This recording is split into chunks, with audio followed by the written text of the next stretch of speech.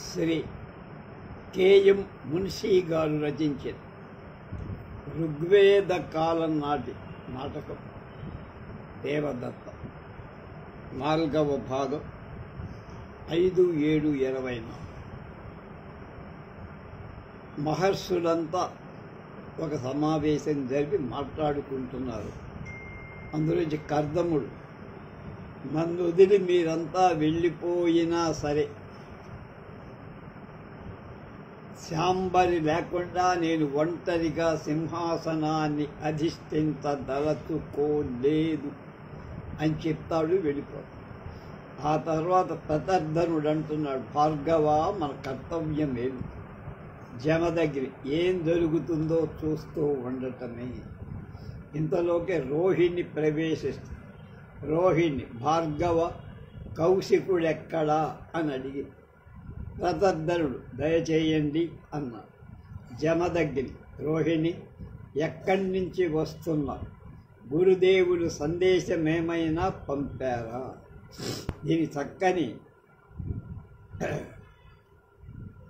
తెలుగు అనువాదం, జీవద్దు భాషలో తెలుగు అనువాదం రాసిన వారు శ్రీ వేమూరి ఆంజనేయ శర్మ. రోహిణి అంటోంది, లేదు, కౌశికుడితో మాట్లాడాల్సిన పని ఉంది అన్న. జమదగ్ని, ఒంటరిగానా అన్నారు. రోహిణి, అవును అన్న. జమదగ్ని, కూర్చో, పంపుతానన్న. ప్రతర్ధనుడు, భార్గవ, నాకు సెలవిప్పించండి, ప్రయాణ సన్నాహం చెయ్యాలి. జమదగ్ని, ప్రతర్ధనులు ఇద్దరూ వెళ్ళిపోతారు. విశ్వరథుడు ప్రవేశిస్తాడు. విశ్వరథుడు అంటున్నాడు, రోహిణి నువ్వా అని వచ్చి కూర్చుంటాడు. రోహిణి నెమ్మదిగా కౌశిక కౌశిక అని కన్నీరు కారుస్తూ, నా మీద కోపమా? నాతో కూడా మాట్లాడవా అని పై ఉత్తరీయంతో కళ్ళ నీరు తుడుచుకుంటు. విశ్వరథుడు, రోహిణి, ఆ కన్నీళ్ళేమిటి? చిచి అని విశ్వరథుని కంటి వెంట కన్నీరు, అతని కళ్ళంబడి కూడా కన్నీరు కాదు. రోహిణి, విశ్వరథ, నువ్వు కూడా కన్నీరు కారుస్తున్నావా? విశ్వరథుడు, రోహిణి, ఇన్ని రోజులు నీవు నన్ను కలుసుకోనైనా కలుసుకోలేదేమిటి? రోహిణి కన్నీరు తుడుచుకొని, నువ్వు కోపంలో ఉండటం వల్ల నీ దగ్గరకి రావటానికి సాహసం చెయ్యలేకపోయా. విశ్వరథుడు, కోపంలో ఉన్నానా? ఎవరన్నారు నీతో? రోహిణి, ప్రపంచమంతా అనుకుంటున్న మాట. విశ్వరథుడు, ఆ మాటను నువ్వు కూడా నమ్మావా? రోహిణి అన్న. రోహిణి వంక యగాదిగా చూసి, నీ ఆరోగ్యం బాగున్నట్లు లేదే, చూడు మరి, ఏదో జ్ఞాపకం తెచ్చుకొని నీ వివాహ విషయం సుధాసుతో నేను విన్నాను, సరిగ్గా జ్ఞాపకం లేవు అని దీర్ఘంగా నిట్టూర్చి, నా తల తిరిగిపోతోంది, అందరూ నన్ను మర్చిపోతున్నారు అని బాధపడ్డాడు విశ్వరథుడు. రోహిణి, కౌశిక, సుధాసుకు నాకు వివాహం జరగదండి, నాన్నగారు ఆ సంబంధాన్ని మానేశారు. విశ్వరథుడు, అయితే నువ్వు సుధాసుని వివాహం చేసుకోవా అన్న. రోహిణి ఆర్ద్రస్వరంతో, కౌశిక అంది. విశ్వరథుడు, వరుణదేవుడు బ్రతికి ఉండగానే నన్ను కాల్చేయాలని అనుకున్నట్టుంది అని కన్నీరు తుడుచుకుంటా. రోహిణి దీనంగా, విశ్వరథ, ఆనాడు నీ కొరకై ఏమేమో నేను కలలు కన్నాను. రోహిణి, ఆ కలలనన్నిటినీ మర్చిపో. నేను ఏదో చెప్పటానికి వచ్చి ఏదేదో చెప్పేస్తున్నా, నా మనస్సు వశంలో లేదు. విశ్వరథుడు అంటున్న అమ్మాయి. విశ్వరథుడు, నువ్వు చెప్పదలుచుకున్నది ఏమిటో చెప్పు అన్న. రోహిణి, శాంబరిని రేపటి ఉదయంలోగా సమర్పించకపోతే అన్నది. విశ్వరథుడు, నాకు తెలుసు. రోహిణి, నీకు తెలియదు, పితృపాదులు ప్రాణత్యాగం చేస్తారు. విశ్వరథుడు నిశ్చేష్టుడే, ఏమన్నావు అన్న. అది నాది దృఢ నిశ్చయం అన్న. విశ్వరథుడు ఆత్మ తిరస్కార భావంతో, అయితే నేను అనార్యుడను, కులద్రోహిని, జాతిద్రోహిని, కురుహంతకుణ్ణి అవుతున్నానన్నమాట అన్న. రోహిణి, ఇంత మొండి పట్టు ఎందుకు పట్టుకొని కూర్చున్నావు నువ్వు విశ్వరథ? నీతో ఉన్న శాంబరికి సుఖం ఉంటుందా? విశ్వరథుడు, లేదు, పాపం ఆమె నొసట దుఃఖం రాయబడి ఉందేమో కానీ అని ఆక్రందన చేస్తాడు. రోహిణి, దేవతలు నాకు విశ్రాంతి ప్రసాదించటం లేదు. మనోవాక్కాయ కర్మల శాంబరిని ధర్మపత్నిగా స్వీకరించాను, భయపడ. వరుణ దేవుడి ఆజ్ఞను కూడా ఉల్లంఘించేంత ధైర్యం నాకుంది. రోహిణి, ఆమె అనార్య కదా మహానుభావ అని. విశ్వరథుడంట రోహిణి, వరుణదేవుడి ఆజ్ఞ వేరు. నా హృదయంలో, నా వాణిలో వరుణదేవుని మాటలు ప్రతిధ్వనిస్తుంది. ఆర్యత్వం రూపంలో, రంగులో లేదు. అది తపస్సు వల్ల లభ్యము. సత్యాన్ని, ఋతాన్ని అంటే మానసికమైన సత్యం అనుసరించటం వల్ల అది లభిస్తుంది. కొంచెంసేపు ఆగి, శాంబరిని విసర్జించమనేవాడు వర్ణద్వేషాన్ని, జాతి భేదాన్ని, అనార్యత్వాన్ని కోరుతున్నవాళ్ళు. శాంబరి కొరకై నువ్వు భస్మపైపోతే కాని ఆ భస్మంలో నుండి నిజమైన ఆర్యత్వం ప్రస్ఫుటంక. ఆ భస్మాన్ని శరీరానికి పూసుపడి లక్షల కొలది శంబరుడు ఆర్యులవుతారు అన్నాడు విశ్వరథుడు. అంతా నిశ్శబ్దంగా ఉంది. ఎంత గంభీరమైన వాక్యాలు! నేపథ్యంలో నుండి శాంత స్వరంతో శాంబరి కౌశికా అనిపి. విశ్వరథుడు నిద్రలో నుండి మేల్కొన్నట్లుగా రోహిణితో దీనభావంగా, చూడు రోహిణి, శాంబరి నన్ను పిలుస్తోంది. రోహిణి, ఇప్పుడు నేనేం చెయ్యాలి? గురుదేవుల ఆదేశాన్ని మన్నిస్తే శాంబరి ప్రాణత్యాగం చేస్తా, నేను మరణిస్తా, పితృదేవతలు నన్ను శపిస్తా. శాంబరి నేపథ్యంలో కౌశికా అని పిలుస్తా. విశ్వరథుడు వస్తున్నాను అని లోపలికి. రోహిణి, ఇద్దరిలో ఒకరు రేపు మరణించటం తప్ప. ఎవరు మరణించినా నా మరణం కూడా నిశ్చయమే అన్నది. అగ్నివంక తదేక ధ్యానంతో చూస్తూ కూర్చొని ఉంది రోహిణి. వెనక నుండి లోపాముద్ర ప్రవేశిస్తుంది. రోహిణి ప్రేమపూరిత నయనాలతో లోపాముద్ర వైపు చూస్తూ ఉంది. లోపాముద్ర రోహిణి భుజం మీద చెయ్యేసి, రోహిణి ఇక్కడున్నావేమిటి అన్న. రోహిణి, భగవతి నమస్కారం. లోపాముద్ర, రోహిణి ఇక్కడున్నావేమిటి? నేను అడిగిన దాన్ని చెప్పట్లా. విశ్వరథుడికి నచ్చ చెప్పటం కోసం వచ్చావా? అంత పని నేను చెయ్యగలనా భగవతి? అసలే దురదృష్టవంతురాలను అన్నది రోహిణి. లోపాముద్ర, ఏమిటి తల్లి నీ మాటలు? నాకేం అర్థం కావట్లేదు. రోహిణి దుఃఖిస్తూ, భగవతి, ఇద్దరు వ్యక్తుల జీవితంతో నా జీవిత సూత్రం బంధింపబడి ఉంది. రేపు ఉదయం ఆ ఇద్దరిలో ఒకరో లేక ఇద్దరు మృత్యుముఖంలో ప్రవేశిస్తున్నారు. నా జీవిత సూత్రం తెగిపో. లోపాముద్ర ఆశ్చర్యం. ఆ ఇద్దరు వ్యక్తులెవరు? రోహిణి, పితృపాదులు, విశ్వరథుడు. లోపాముద్ర వెలవెలబోతుంది. ఏమంటున్నావు? అగస్త్య మహర్షి అన్న. అవును, మైత్రావరుణులు, ఆయనే అగస్త్యుడు, ప్రతిజ్ఞ చేశారు. విశ్వరథుడు రేపటి సూర్యోదయంలోగా శాంబరిని విసర్జించకపోతే ప్రాణత్యాగం చేస్తారు. నేనేం చెయ్యను. నాకేమీ పాలుపోవటం లేదు. భగవతి ఏదైనా ఉపాయం చెప్పమ్మా. వాళ్ళిద్దరూ లేకుండా నేను ఎలా బతకను అన్న. లోపాముద్ర ప్రేమగా, రోహిణి విశ్వరథుడి హృదయంలో నీకు కూడా స్థానం ఉందమ్మా, అది నాకు తెలుసు. ఏం ఉపాయం చెప్పనేను అని ఆలోచించి, నేను రేపు వెళ్ళిపోతున్నాను ఇక్కడి నుంచి అన్నది లోప. రోహిణి ప్రార్థన, భగవతి భగవతి వెళ్ళొద్దు వెళ్ళొద్దు మీరు, విశ్వరథుడు ఇంకా ఎవ్వరి మాట వినడు, నా మీద దయ ఉంచి వెళ్ళొద్దు. లోపాముద్ర, రోహిణి అలా బ్రతిమాలాల్సిన అవసరం పని నీకు లేదు.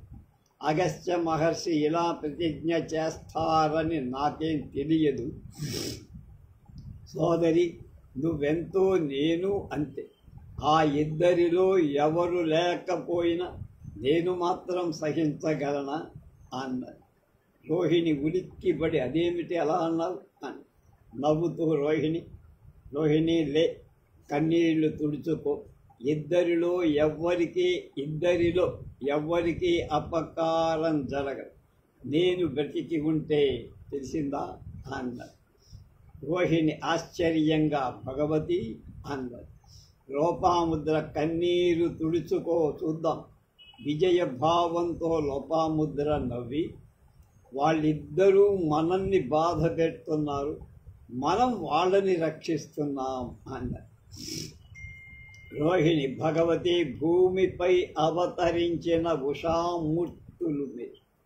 లోపాముద్ర, నువ్వు ఇక్కడే ఉండు, కౌశికునికి కొంతట ఊరట కలుగుతుంది అని వెళ్ళిపోతుంది లోపాముద్ర.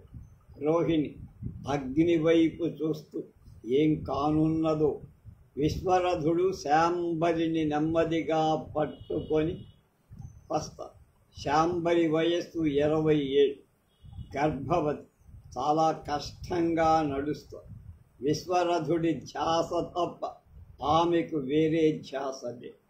విశ్వరథుడు, ఉగ్రా చూడు, ఈమెయే రోహిణి. ఉగ్ర నెమ్మదిగా రోహిణి అంటూ విశ్వరథుడు ఆమెను కూర్చోబెడత. రోహిణి, ఏం సోదరి, ఆరోగ్యం ఎలా ఉంది?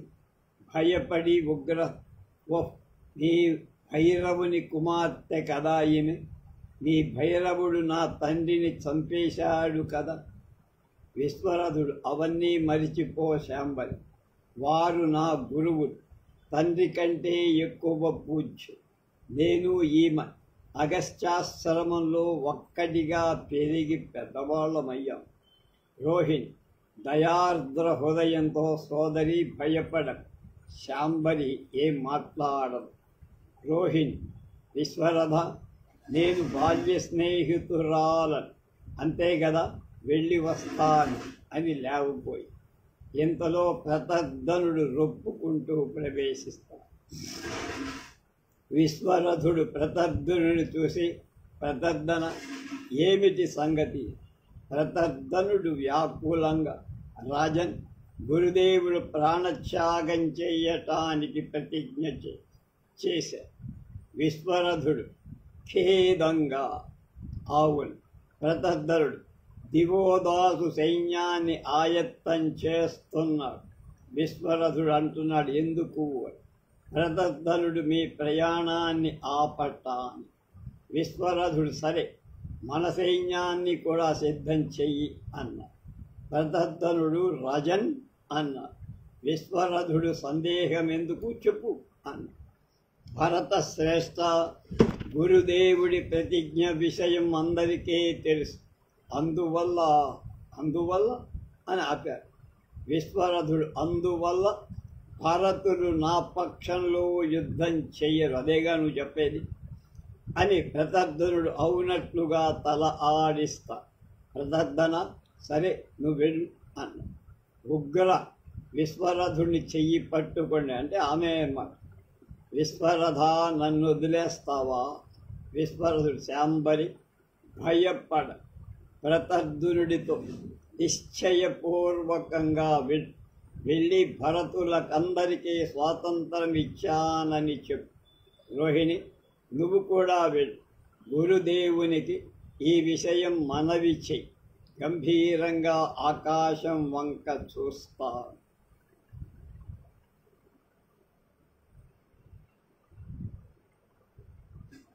వరుణదేవుడు తన పుత్రుని తిరిగి పిలిపించుకుంటున్నారు. ద్వారం నుండి లోపలకు ప్రవేశిస్తున్న ఎండను చూసి, వెళ్ళండి, నేను విశ్వాసం అందరికీ కలగ చేస్తా అన్న. రోహిణి అంటోంది, ఏమిటి అని. విశ్వరథుడు ఉత్సాహంగా, శాంబరికి ఆర్యత్వం లభించింది. రోహిణి అంటోంది, ఏమిటి మీ మాటలకు అర్థం? విశ్వరథుడు, సూర్యదేవుని ఎదుట ఈ విషయం రుజువు చేస్తా అన్న. రోహిణి భయపడి విశ్వరథుని శిరస్సు మీద తన చెయ్యి పెడుతుంది. శిరస్సు చాలా వేడిగా ఉంటుంది. అబ్బా, ఆ వేడి తట్టుకోలేక అబ్బా. ప్రతర్ధనుడు అంటున్నాడు, రాజన్ రాజన్ అని. ఉగ్రరథుడు, విశ్వరథ నన్ను వదలకు విశ్వరథ అని విశ్వరథుని చెయ్యి పట్టుకుంటుంది ఆ శాంభవి అమ్మాయి. దాన్ని ఉగ్ర అన్న. విశ్వరథుడు సూర్య బింబం వంక చూస్తూ ఉంటాడు. విశ్వరథుడు ప్రార్థనగా, దేవా చెప్ ఉగ్రకు ఆర్యత్వం లభించిందా లేదా? నేను గాధిపుత్రుణ్ణి, గాధేయుణ్ణి అంటే విశ్వామి మైత్రావరుణుని శిష్యుణ్ణి ప్రశ్నిస్తున్న. నీరు తీసుకొని శాంబరి మీద చిలకిస్తా. సత్యఋతాల ద్వారా ఈమెను అభిమంత్రితం చేశా. ఆకాశం వంక, సూర్యబింబం వంక తదేక ధ్యానంతో చూస్తా. ఉత్సాహంతో ఉగ్ర సవితృదేవత దర్శనమిస్తున్నాడు అంటే సూర్యభగవాన్. నమస్కరి, చేతులు జోడించు, అను అను ఓం తత్సవితుర్వరేణ్యం, ఓం తత్సవితుర్వరేణ్యం అను అన్నారు. ఉగ్ర భయంగా తత్సవితుర్వరేణ్యం. విశ్వరథుడు భర్గో దేవస్య, ఉగ్ర భర్గో దేవస్య. విశ్వరథుడు ధీమహి, ఉగ్ర ధీమహి. విశ్వరథుడు ధియో యో నః ప్రచోదయ, ఉగ్ర ధియో యో నః ప్రచోదయ. విశ్వరథుడు స్మృతిలో లేడింక. సవితృదేవత అంటే సూర్యభగవాన్ ఉగ్రకు ఆర్యత్వం లభించిందా లేదా, లభించిందా లేదా అని రెట్టించడిగారు. సూర్యబింబం క్రమంగా పెద్దదవు. ఆ బింబం బంగారు రథంగా మారి సూర్యుడు ప్రత్యక్షమవుతా. బంగారపు కవచాన్ని, కిరీటాన్ని ధరించి ఉంటా. ప్రతర్ధనుడు భూమి మీదికి వంగి నమస్కారం చేస్తా. రోహిణి నమస్కారం చేస్తూ విశ్వరథుడు ప్రార్థన చేస్తూనే ఉంటా. సూర్యుడు లభించింది, దిక్కులు ప్రతిధ్వనిస్తాయి. నెమ్మదిగా సూర్యదేవుడు అదృశ్యమవుతాడు.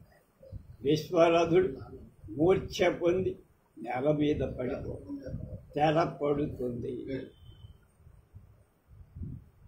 దీనితో 3వ అంకం దృశ్యం అన్నారు అయిపోయింది. 4వ దృశ్యంలోకి ప్రవేశం.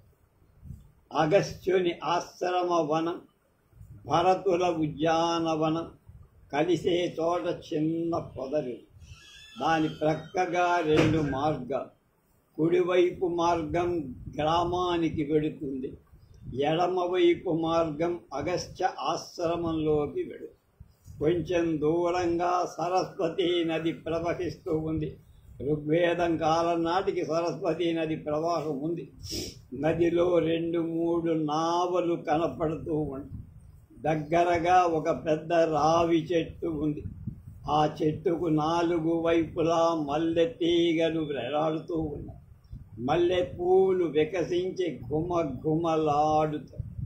లోపాముద్ర ప్రవేశిస్తుంది. ఆమె మృగ చర్మం ధరించి ఉంటుంది. వెన్నెల కొద్ది కొద్దిగా ఆకాశంలో ప్రకాశిస్తూ ఉంది. లోపాముద్ర అంటోంది, సరస్వతీ మాత, నేను నీ పుత్రికనైతే జీవితమంతా సత్యాన్ని ఆరాధించి ఉన్నట్లయితే నాకు సద్బుద్ధి ప్రసాదించు. చేతులు జోడించి వాగ్దేవి భారతి, భారతులను ఉద్ధరించటానికి దయచేయి. ఓ మాత, నా వాణిలో నివసించే. చంద్రుడి వంక చూసి, సోముడ, నీ అనుపమాన సౌందర్య గరిమ నన్ను ఆనందపరచు. దేవీ మాత, నీ పుత్రిక సర్వాంగాలను కాంతితో నింపేసి నా హృదయంలో స్థిరపడిన ఇద్దరు వ్యక్తులు ఒకరికొకరు ద్వేషించుకునేవాళ్ళు కానీ ప్రస్తుతం వాళ్ళిద్దరూ పరస్పరం ఒకరికొక పరమ శత్రువులైపోయారు. మేఘాల వైపు చూసి, వరుణదేవ, దేవాదిదేవ, ఇద్దరూ నీ పుత్రుడే, ఇద్దరూ నీకు ఇష్టం. వారిని ఉద్ధరించగలిగే శక్తి మాత్రం నాకు ప్రసాదం. కొంచెం నవ్వి, అగ్నిదేవ, నా లజ్జన్ కాల్చి భస్మం చేయి. మరుత్తులారా, నా సంయమాన్ని ఎగరగొట్టి రెండు చేతులను జోడించి మోకాళ్ళ మీద కూర్చొని ప్రార్థన చేస్తుంది లోపాముద్ర. గలగల ఆకుల చప్పుడు అవుతాయి. లేచి చెట్టు చాటుకు పోతు ఉగ్ర ఏడుస్తూ ప్రవేశిస్తూ ఆమెను చూసి అశ్వత్థ వృక్షం మీద నుంచి ఒక పక్షి లేచిపో. లోపాముద్ర చెట్టు చాటు నుండి ఆమెను చూస్తూ ఉంటాడు. ఉగ్ర, చంద్రదేవ, తండ్రి, విశ్వరథుడికి ఏం సంభవించిందో చెప్పు. 3 రోజుల నుండి విశ్వరథుడు ఒక్కసారి కూడా నవ్వల. ఆయన నవ్వు ముఖం చూడటానికి తపించిపోతుంది. విశ్వరథుడి సహజ మందహాసం ఏమైపోయిందో చెప్పు తండ్రి అని కన్నీరు తుడుచుకో. నేను చాలా దురదృష్టవంతురా. నాకు తండ్రి లేడు, తల్లి లేదు, జాతి లేదు. నాకున్న సర్వస్వం ఆ విశ్వరథుడు ఒక్కడే. విశ్వరథుడు కూడా లేకపోతే నేను ఎక్కడికి పోగలను? ఎవరు నాకు దిక్కు? ఆలోచించి, నా మీద కోపపడ్డావా? విశ్వరథుడికి నేనంటే ఇష్టం లేదా? ఆయన చిత్తాన్ని ఇంకెవరైనా దొంగిలించాలా? నేనేం చెయ్యను మహానుభావ అని అశ్వత్థ వృక్షం కింద కూర్చో. ఓ అశ్వత్థ వృక్షరాజమ, నా ఆత్మీయులంతా మృత్యుముఖంలో పడిపోయి ఒక్క నువ్వు మాత్రమే నాకు సహాయంగా ఉంది. నువ్వు దేవతవు కావని విశ్వరథును కాక అనుగాక. నా తల్లి నిన్నే నేను పూజిస్తాను. నా తల్లి కూడా నిన్నే పూజించి. కౌశికుడి దేవతలను చూస్తే నాకు భయం కలుగు. ఓ అశ్వత్థ వృక్షమ, నన్ను రక్ష. నేను నీ పాదులు బాగు చేస్తా. కుంకుమాక్షతలతో నిన్ను పూజిస్తా. నా కౌశికుడు నవ్వితే అంతే చాలు, రోజు నిన్నే పూజ చేస్తా అన్నాడు. కళ్ళు మూసుకొని కొంతసేపు నిలబడు. ఓ అశ్వత్థ వృక్షమ, నీకు తెలియందేముంది? నా తండ్రి కౌశికుణ్ణి బంధించా. అతన్ని చూడగానే నన్ను నేను ఆపుకోలేకపోయి. నేను పిలవనంపితే విశ్వరథుడు వచ్చి నా కళ్ళలో ఉంటున్నాడు. ఆయన జీవించారు, నేను ఆయన వల్ల జీవించా అని కొంతసేపు కళ్ళు మూసు. తండ్రి, అశ్వత్థ వృక్షరాజమ, ఆ గౌరాంగి వచ్చిన నాటి నుండి విశ్వరథుని చిత్రం వికలమైపోయి ఆ గౌరాంగికి పరుల చిత్తాన్ని దొంగిలించే కళ తెలుసు. ఆమె వాణిలో ఏదో ఇంద్రజాలము. నేను ఆద్య రమణినైనానని విశ్వరథుడు అంటున్నా. అయినా సరే వృక్షదేవత, నేను నిన్నే పూజిస్తా. ఆ కౌశికుని ఆ హాస్యం ఎక్కడ దాగి ఉందో చెప్పు అని అద్భుతము. అశ్వత్థ వృక్షానికి తల ఆనిస్తుంది. లోపాముద్ర కళ్ళు తుడుచుకుంటూ బయటకు వచ్చి ఉగ్ర భుజం మీద చెయ్యి వేస్తూ, లోపాముద్ర, ఉగ్ర ఏం చేస్తున్నావు మా ఇక్కడ? ఉలిక్కిబడి, గౌరాంగి అంటే లోపాముద్ర, ఎక్కడి నుంచి వచ్చావు నువ్వు? నేను ఇక్కడే తిరుగుతున్నా, నీ కంఠధ్వని విని ఇలా వచ్చా. భగవతి, నా వెంట పడ్డావేమిటమ్మా? నేను నీకేం అపకారం చేశా అన్నది ఉగ్ర. పిచ్చి పిల్ల, ఏంటమ్మా ఆ మాటలు? ఉగ్ర గౌరాంగి, నీ దర్శనం అయిన నాటి నుండి నా అదృష్ట రేఖ మారిపోయి నువ్వు వచ్చావు. కౌశికుడు తన హృదయ పీఠం నుంచి నన్ను కింద పడేశాడు. మా కోటను వదిలేయటానికి తొందరపడి నీ వల్లనే నా తండ్రి మరణించి, తల్లి చనిపోయి, అందరూ మరణించారు.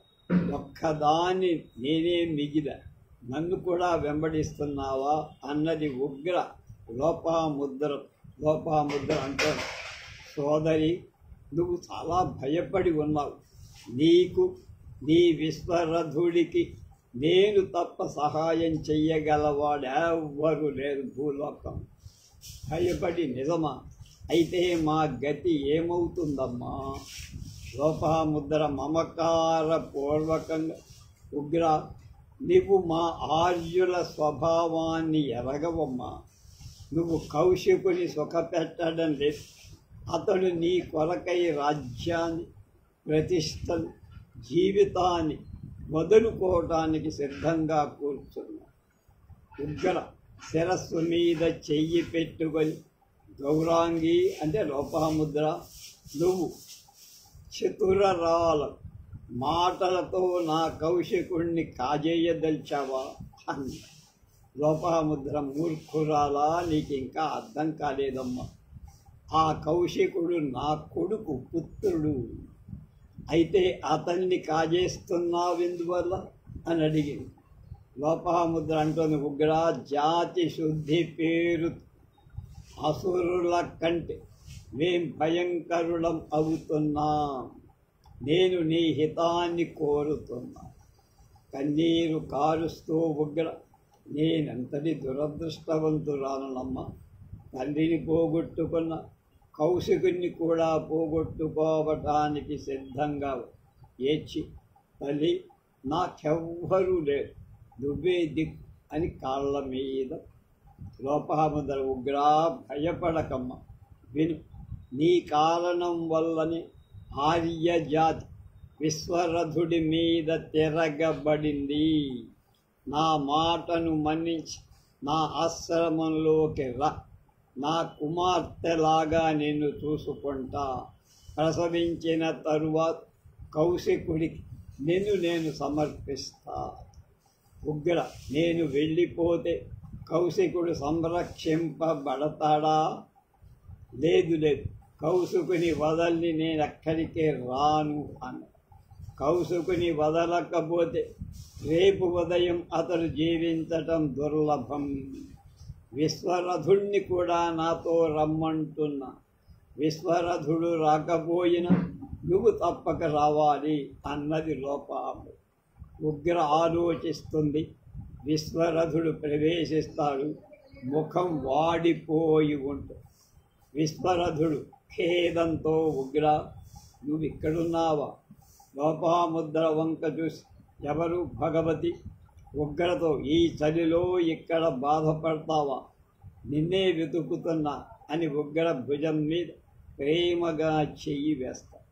లోపాముద్ర, నువ్వు రావటం కూడా మంచిదైంది.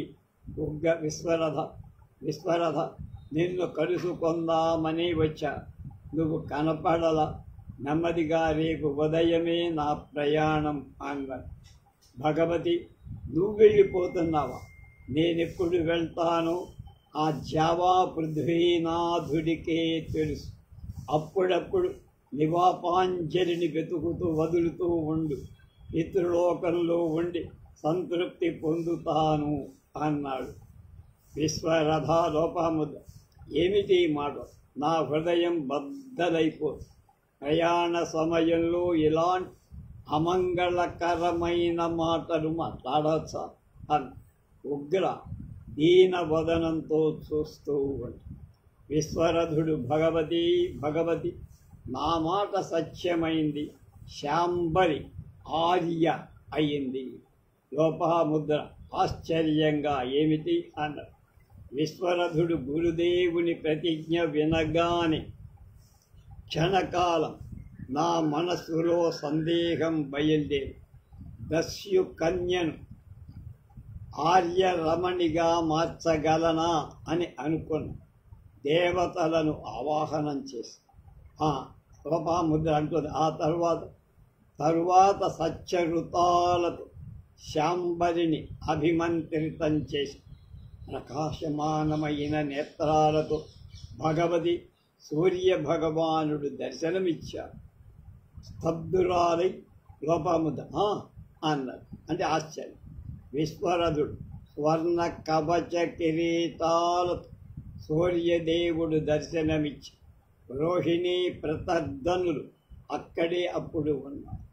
లోపాముద్ర భావపూర్ణంగా విశ్వరథుడి మీద భుజాల మీద చేతులు వేసి విశ్వరథ దస్యుజాతిని ఆర్యజాతిగా మార్చే మంత్రాన్ని దర్శించావు కనుక ఈనాటి వరకు ఏ మహర్షి చేయలేని పని నువ్వు చేసి చూపించావు. అంటే సంధ్యావందన మంత్రం అది కనిపెట్టినవాడు దర్శించినవాడు విశ్వామిత్ర మహర్షి. మనకు తెలుసు. నీకు సాధువాదాలు పుత్రక నా హృదయాన్ని చీల్చి నా హర్షాన్ని నీకు ఎలా చూపించగలరా? నువ్వు ఆర్య జాతిని ఉద్ధరించిన మహానుభావుడివిరా. విశ్వరథుడు ఆర్యులు నన్ను బహిష్కరించేశారమ్మా, రేపు నా గతి ఏం కానున్నదు? విశ్వరథ నాతో రారాదా అన్నది లోపం. విశ్వరథుడు ఆలోచించి నీ ఆశ్రమానికేనా భగవతి గురుదేవులు వశిష్ఠుడు భరతుడు అందరూ ఈనాడు నన్ను ఎగతాళి చేస్తుంది. అలాంటి సమయంలో ఇక్కడి నుండి నేను వెళ్ళిపోతానా? లేదు. దృఢంగా నా మంత్ర దర్శనంలో సత్యముంటే దేవాది దేవుడు సూర్యదేవుడు దర్శనమిచ్చిన ఈ ప్రదేశంలో నుండే మంత్రోచ్చారణ చేస్తూ పితృలోకం ప్రవేశిస్తా. వినయంగా సత్యం కోసం నా సర్వస్వాన్ని సమర్పణ చేస్తా. ఈ సమర్పణలో నా శరీరంలో నుండి వెలువడిన రక్త ప్రవాహం ఈ సరస్వతి నదీ జలం కంటే పవిత్రమై సప్త సింధును పాపముక్తం చేస్తుంది. కృష్ణా జిల్లా రచయితల సంఘ కార్యదర్శి డాక్టర్ జీవి పూర్ణచంద్రు సప్త సింధు అనే నవల రాశారు చాలా కాలం క్రితం. ఆయన యవ్వనంలో ఉండగా లోపాముద్ర పుత్రక నా జీవితం ధన్యమై నీలో విశ్వమిత్రుణ్ణి దర్శిస్తున్నాను అన్నాడు.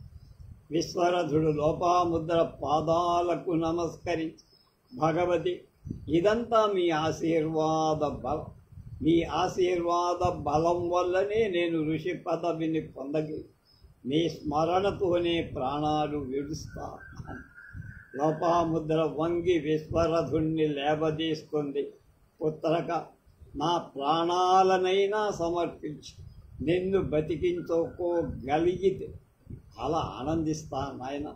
ఉగ్ర చలికి వణుకుతోంది. ఉగ్ర సోదరి పద అని లోపాముద్ర ఎంతో ప్రేమగా ఉగ్రను లేవదీస్తుంది. విశ్వరథుడు ఉగ్ర నడుము మీద చెయ్యేసి ఆమెతో భద్రంగా నడిపించుకొని తీసుకుపోతాడు. లోపాముద్ర అటువైపు చూస్తూ నవ్వుతూ వెళ్ళిపోతుంది. అజీగత్తుడు ప్రవేశిస్తాడు. నలుమూలలా చూస్తాడు. ఎవ్వరూ అప్పుడు అక్కడ కనిపించల. వాడు రేపు ఏమంటాడు దాని గురించి తెలుసుకోండి.